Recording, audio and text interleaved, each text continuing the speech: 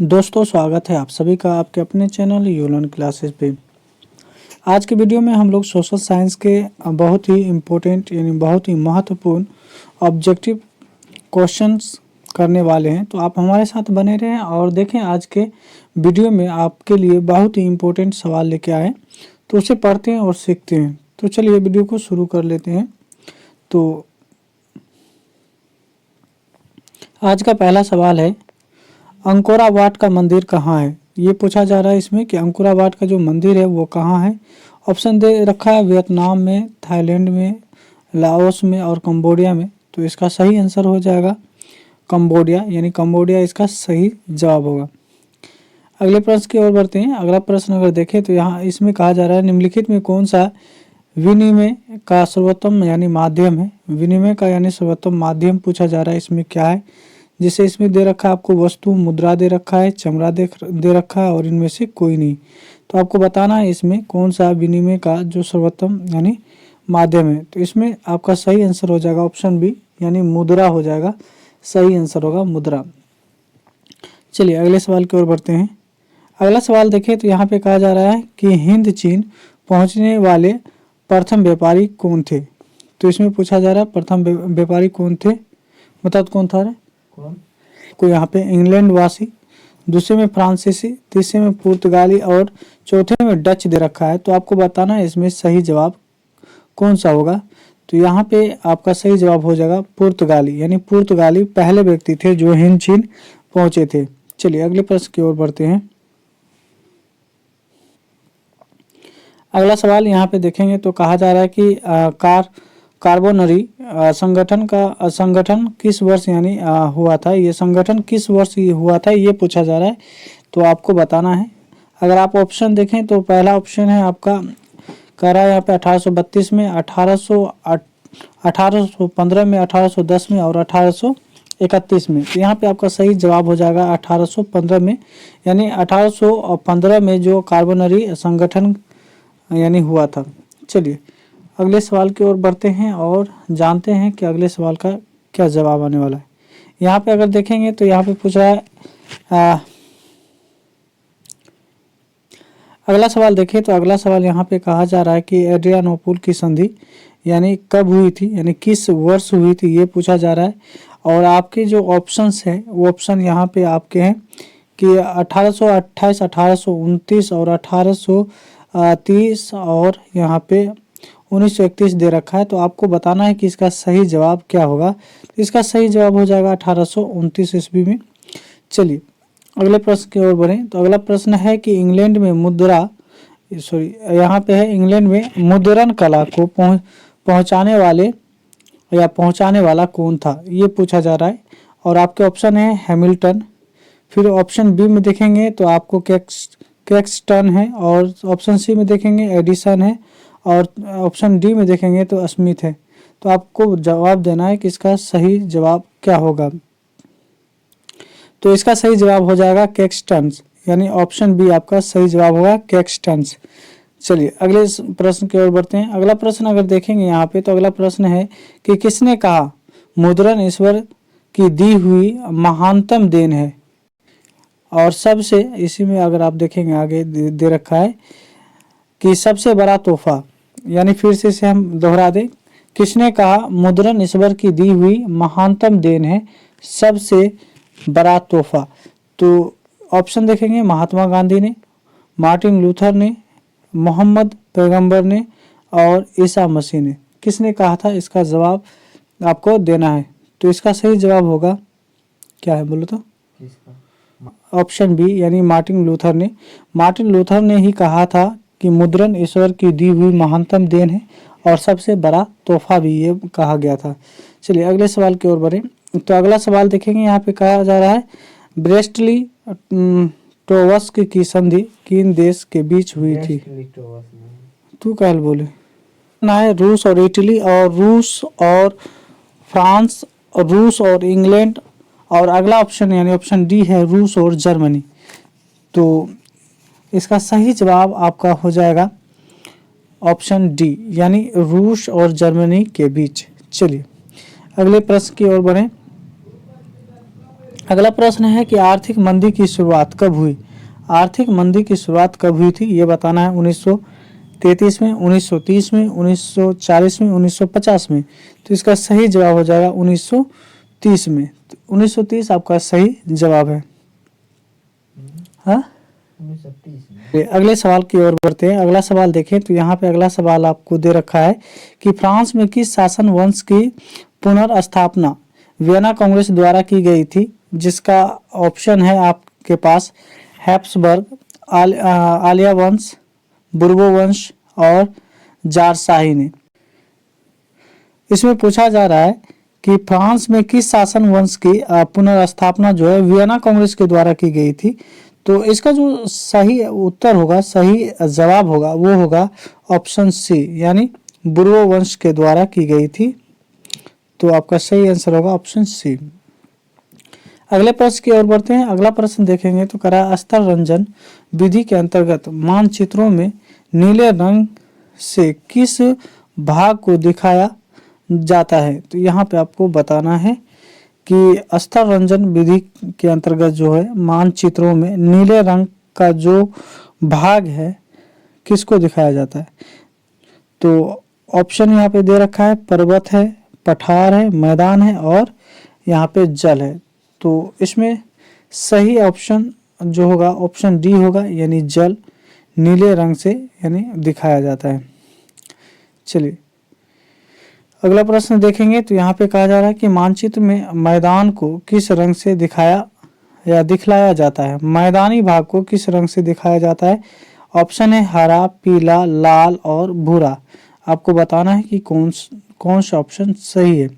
तो आपको हम सही आंसर बता दें, इसका सही आंसर हो जाएगा भूरा, यानी मैदानी भाग को भूरा कलर से दिखाया जाता है, भूरा कलर से, याद रखेंगे।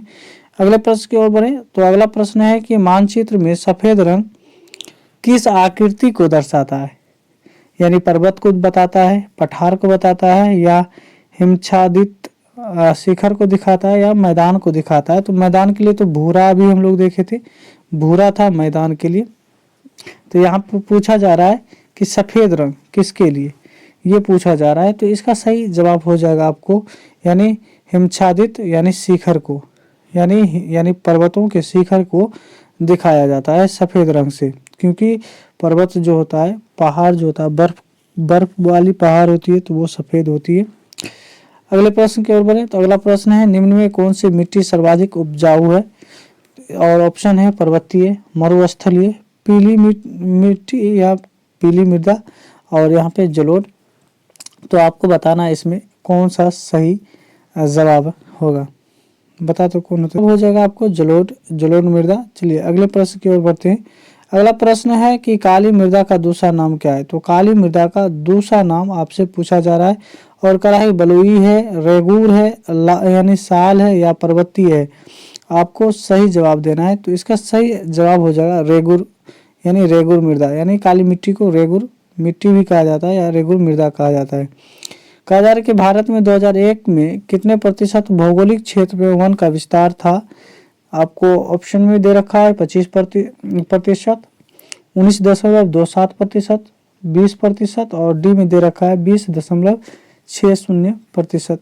इसमें दे रखा है। तो आपको जवाब देना है कि इसमें कितना था। 2001 की बात किया जा रहा है। तो आपको बता दें 2001 में जो है 19.27% भौगोलिक क्षेत्र पर वन का विस्तार था।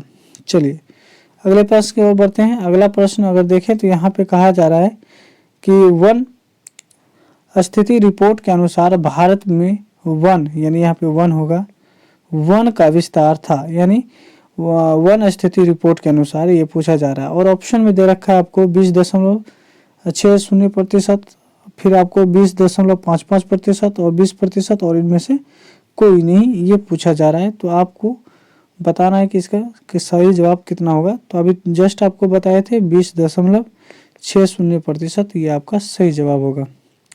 चलिए अगले प्रश्न की ओर बढ़ते हैं। अगला प्रश्न अगर देखें तो यहाँ पे कह रहा है यूरेनियम के प्रमुख जो उत्पादक स्थल है वो कौन है। डिगबोई है, झरिया है या पाटशिला है या जादूगोरा है। तो इसका सही आंसर जो होगा वो जादूगोरा ही होगा, जादूगोरा, तो आप जादूगोरा को आप याद रखेंगे कि यूरेनियम का जो प्रमुख स्थल है वो जादूगोरा है। अगले प्रश्न की ओर बढ़े तो अगला प्रश्न है कि एशिया का सबसे बड़ा परमाणु जो विद्युत गृह यानी विद्युत गृह है वो कौन है? तारापुर है या फिर कल्पकम या फिर नरोरा है या फिर केगा है? इनमें से कौन सा है आपको सही जवाब देना है? तो इसका सही जवाब हो जाएगा आपको तारापुर यानी परमाणु विद्युत गृह। अगले प्रश्न की ओर बढ़ते हैं। अगला प्रश्न देखें तो यहाँ पे कहा जा रहा है कि फाल्टा विशेष आर्थिक क्षेत्र कहाँ स्थित है? ये कहाँ पे फाल्टा कहाँ पे ये पूछा जा रहा है। कह रहा है कि बिहार में, पश्चिम बंगाल में, केरल में या उड़ीसा में। तो इसका सही जवाब हो जाएगा आपको पश्चिम बंगाल में। पश्चिम बंगाल में यानी फाल्टा यानी विशेष आर्थिक क्षेत्र हैं। अगले प्रश्न की ओर बढ़ें। अगला प्रश्न अगर देखें यहाँ पे कहा जा रहा है कि भारत में औरतों के लिए आरक्षण को व्यवस्था किस संस्था में है? तो आरक्षण की जो व्यवस्था है किस संस्था में? यहाँ पे ऑप्शन दे रखा है लोकसभा में, विधानसभा में, मंत्रिमंडल में या पंचायती राज व्यवस्था में। तो सही आंसर हो जाएगा आपका पंचायती राज व्यवस्था में। चलिए अगले प्रश्न की ओर बढ़े। अगला प्रश्न कह रहा है कि बिहार के किस जिले का प्रति व्यक्ति आय सर्वाधिक है? पटना का, गया का, शिवहर का या नालंदा का? ये आपसे पूछा जा रहा है। तो आपको बता दें इसका सही जवाब हो जाएगा पटना। पटना आपका सही है। अगले प्रश्न की ओर बढ़ें। अगला प्रश्न अगर देखें यहाँ पे तो कहा जा रहा है कि सत्ता में भागीदारी की सर्वोत्तम प्रणाली कहाँ विकसित की गई थी? है ना, ये श्रीलंका में या भारत में या बेल्जियम में या फिर पाकिस्तान में? तो इसका सही आंसर हो जाएगा आपका यानी बेल्जियम में। बेल्जियम आपका सही जवाब होगा। अगले सवाल की ओर अगर बढ़े तो अगला सवाल आप देखेंगे करा बेल्जियम में सत्ता की भागीदारी के संदर्भ में सही यानी बयान क्या है? यहाँ पे बयान होगा। तो सही बयान क्या है ये आपसे कहा जा रहा है। तो आप देखिए यहाँ पे पहला ऑप्शन देखेंगे करा बहुसंख्यकों का प्रभुत्व बनाए रखने का प्रयास, फ्रेंच भाषी अल्पसंख्यकों के हितों की उपेक्षा। तीसरा देखेंगे करा संघीय शासन व्यवस्था अपनाकर देश को भाषा के आधार पर टूटने से बचाना। और चौथा करा क्षेत्रीय हितों को नज़रअंदाज करना। ये आपसे पूछा जा रहा है। तो इसका सही जवाब आपको बताना है कि निम्न में से यानी इस चारों ऑप्शन में से कौन से आपके सही जवाब है। तो आपको बता दें कि आपका ऑप्शन 3 आपका सही है कि संघीय शासन व्यवस्था अपनाकर देश को भाषा के आधार पर टूटने से बचाना। अगले सवाल की ओर बढ़ें तो अगला सवाल आप देखेंगे यहाँ पे कहा जा रहा है कि श्रीलंका कब आज़ाद हुआ? श्रीलंका कब आज़ाद हुआ ये आपसे पूछा जा रहा है। तो श्रीलंका 1948 में यानी 1948 में आज़ाद हुआ था। आप याद रखेंगे 1948 ईस्वी में। अगले प्रश्न की ओर बढ़ें तो अगला प्रश्न आप देखेंगे कह रहा है राजनीतिक दल का आशय है। तो इसका आशय क्या है? अफसरों के समूह से या सेनाओं के समूह से या व्यक्तियों के समूह से या किसानों के समूह से?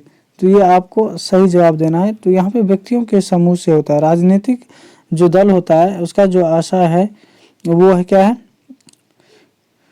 वो है यानी व्यक्तियों के समूह से। चलिए अगले प्रश्न की ओर बढ़े। अगला प्रश्न अगर देखें तो कह रहा है किसके फैसलों में व्यक्तिगत पूर्वाग्रहों यानी पूर्वाग्रहों की अधिकता रहती है? इसमें लोकतांत्रिक दिया है, राजशाही दिया है, गैर लोकतांत्रिक दिया है या तानाशाही दिया है? तो आपको बताना है कि सही जवाब क्या होगा। तो इसका सही जवाब हो जाएगा गैर लोकतांत्रिक यानी ऑप्शन सी आपका सही जवाब होगा। अगले सवाल की ओर बढ़े तो अगला सवाल कर रहा है कि लोकतंत्र के परिणामों के मूल्यांकन की सही आधार क्या है? और ऑप्शन अगर देखेंगे ए में दे रखा है आपको लोकतंत्र, मुखों की सरकार, दूसरा कह रहा है समय और धर्म का अपव्यय, तीसरा कह रहा है विविधताओं का साम्राज्य और चौथा कह रहा है एक उत्तरदायी शासन व्यवस्था। तो सही इसका जवाब देना है कि इसका सही जवाब क्या होगा। ऑप्शन ए भी आप देख सकते हैं। तो इसका सही ऑप्शन हो जाएगा ऑप्शन सी यानी विविधताओं का साम्राज्य। चलिए अब देखिए 29 नंबर के सवाल को अगर पढ़े तो 29 नंबर के सवाल में कह रहा है कि भारतीय लोकतंत्र के कितने अंग हैं? तो भारतीय लोकतंत्र के कितने अंग हैं ये पूछा जा रहा है। तो ऑप्शन में देखा 1, 3, 4 और 5। तो सही आंसर आपका ऑप्शन बी होगा यानी 3 यानी अंग है। भारतीय लोकतंत्र के 3 अंग होते हैं। और आज का आखिरी सवाल, और कहा जा रहा है कि निम्नलिखित में कौन लोकतांत्रिक देश है ना। ब्रिटेन दे रखा है, भारत दे रखा है, अमेरिका दे रखा है, और इनमें से सभी। तो आपको बता दें कि इसका जो आंसर होगा इनमें से सभी होगा, यानी ऑप्शन डी होगा। तो दोस्तों आज के लिए बस इतना ही। उम्मीद करते हैं कि आपको ये वीडियो पसंद आया होगा। यदि आप हमारे चैनल पे नए हैं तो आप हमारे चैनल से जुड़ जाएं, क्योंकि इसी तरह के इन्फॉर्मेटिव वीडियो आपको मिलता रहेगा। तो चलिए मिलते हैं अगले वीडियो में।